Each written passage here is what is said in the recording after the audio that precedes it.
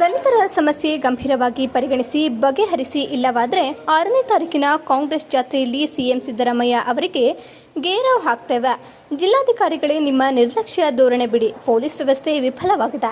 ಇಲ್ಲಿ ಅಮಾಯಕರಿಗೆ ದಲಿತ ಮುಖಂಡರುಗಳು ಠಾಣೆಗೆ ಹೋದರೆ ಅವರನ್ನು ನಿಂದಿಸಿ ಅವಾಚ್ಯ ಶಬ್ದಗಳಿಂದ ಬೈದು ಕಂಪ್ಲೇಂಟ್ನೇ ಸ್ವೀಕರಿಸುತ್ತಿಲ್ಲ.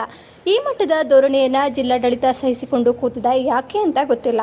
ಈ ಸಮಸ್ಯೆ ಬಗೆಹರಿಸದಿದ್ದರೆ ಮುಖ್ಯಮಂತ್ರಿಗಳಿಗೆ ಗೇರಾವ್ ಹಾಕ್ತೇವೆ ಎಂದು ದಲಿತ ಮುಖಂಡರಾದ ಕೃಷ್ಣದಾಸ್ ನಗರದ ಜಿಲ್ಲಾಡಳಿತ ಮುಂಭಾಗ ಧರಣಿ ನಡೆಸಿದರು. ನಾನು ಮನವಿ ಸಲ್ಲಿಸಿ ದಲಿತರ 10 ಸಮಸ್ಯೆಗಳಿದ್ದಾವೆ.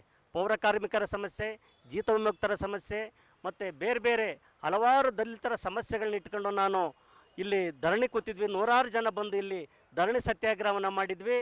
ಮತ್ತು ಅವರು ನಡೆಸ್ತಕ್ಕಂಥ ಜನಸ್ಪಂದನ ಕಾರ್ಯಕ್ರಮ, DC ನಡೆಸ್ತಕ್ಕಂಥ ಜನಸ್ಪಂದನ ಕಾರ್ಯಕ್ರಮ ಇರ್ಬೋದು, ಉಸ್ತುವಾರಿ ಸಚಿವರು ಕೃಷ್ಣ ಬೈರೇಗೌಡರು ನಡೆಸಿದ ಜನಸ್ಪಂದನ ಕಾರ್ಯಕ್ರಮ ಇರ್ಬೋದು, ಈ ಎಲ್ಲ ಕಾರ್ಯಕ್ರಮಗಳಲ್ಲೂ ಕೂಡ ನಾನು ಮನವಿ ಸಲ್ಲಿಸಿ ದಲಿತರ ಸಮಸ್ಯೆಗಳನ್ನ ಗಂಭೀರವಾಗಿ ಪರಿಗಣಿಸಿ ಇವರಿಗೆ ಬಗೆಹರಿಸಿಕೊಡ್ಬೇಕು ಅಂತ ನಾನು ಎಷ್ಟೋ ಬಾರಿ ಒತ್ತಾಯ ಮಾಡಿದರೂ ಕೂಡ ಈವರೆಗೆ ಕನಿಷ್ಠ ಕಿಂಚಿತ್ತು ಆ ಸಮಸ್ಯೆಗಳನ್ನ ಅಡ್ರೆಸ್ ಮಾಡೋದಕ್ಕೆ ಪ್ರಯತ್ನ ನಡೆಸಿಲ್ಲ.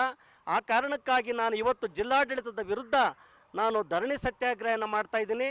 ನಾನು ನಿಮ್ಮ ಮೂಲಕ ಹೇಳ್ತಾ ಇದ್ದೀನಿ, ಜಿಲ್ಲಾಧಿಕಾರಿಗಳೇ, ನಿಮ್ಮ ನಿರ್ಲಕ್ಷ್ಯ ಧೋರಣೆಯನ್ನು ಆದಷ್ಟು ಬೇಗ ಬಿಡಿ. ಮೊದಲು ದಲಿತರ ಸಮಸ್ಯೆಗಳನ್ನ ಬಗೆಹರಿಸಿ.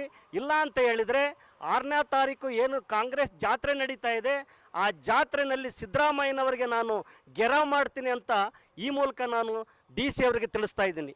ಇದಲ್ಲದೆ ಪೊಲೀಸ್ ವ್ಯವಸ್ಥೆ ಕೂಡ ಇಲ್ಲಿ ವಿಫಲ ಆಗಿದೆ.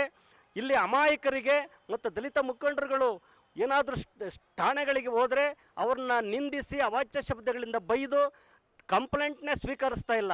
ಈ ಮಟ್ಟದ ಧೋರಣೆಯನ್ನು ಈ ಜಿಲ್ಲಾಡಳಿತ ಸಹಿಸ್ಕೊಂಡು ಕೂತಿದೆ. ಯಾಕೆ ಅಂತ ಗೊತ್ತಾಯ್ತಾ ಇಲ್ಲ. ಆದಷ್ಟು ಬೇಗ ಈ ಸಮಸ್ಯೆಗಳನ್ನ ಬಗೆಹರಿಸಬೇಕು. ಬಗೆಹರಿಸಲಿಲ್ಲ ಅಂತ ಹೇಳಿದ್ರೆ ನಾನು ಈಗಾಗಲೇ ಹೇಳಿದಂತೆ ಮುಖ್ಯಮಂತ್ರಿಗಳಿಗೆ ಗೆರವಾಗ್ತೀನಿ. ಇವತ್ತು ಜಿಲ್ಲಾಧಿಕಾರಿಗಳು ಏನಾದರೂ ಕರೆದು ಮಾತಾಡಿದರೆ ಸರಿ, ಇಲ್ಲ ಅಂತ ಅಂದರೆ ನಾನು ಕಡ್ಡಾಯವಾಗಿ ಮುಖ್ಯಮಂತ್ರಿಗಳಿಗೆ ಗೆರವಾಗ್ತೀನಿ. ಇಷ್ಟೇ ಸರ್ ನಮ್ಮದು.